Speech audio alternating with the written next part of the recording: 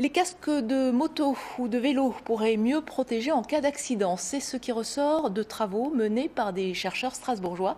Des casques qui certes répondent aux normes en vigueur, mais on pourrait mieux faire. Explication avec Roland Dinkel et Christian Lemel. Ce type d'expérimentation sur la résistance des matériaux et des fluides fera bientôt partie de la préhistoire. Place très bientôt aux tests virtuels. À l'Institut de mécanique des fluides et des solides de Strasbourg, on y travaille.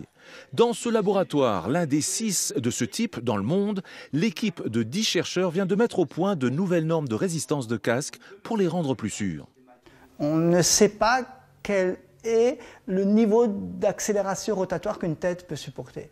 Et c'est dans ce domaine qu'on a progressé avec les modèles, dans ce sens que pour un choc donné, on est capable maintenant de calculer l'élongation des tissus nerveux.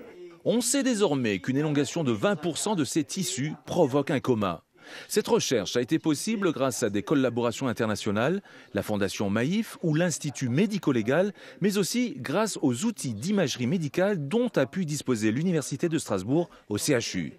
On sait aussi qu'un casque ne vous protégera pas au-delà de 30 km/h lors d'un choc frontal.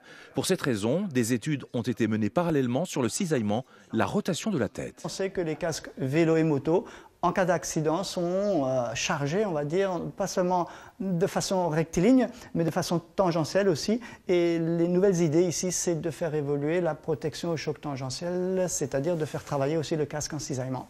Le résultat de ces études sera bientôt communiqué aux fabricants de casques dans le cadre d'un transfert de technologie. Prochain défi pour le laboratoire, une nouvelle protection pour les cyclistes dont on dit qu'elle sera aussi efficace qu'esthétique. C'est promis, on vous tient au courant.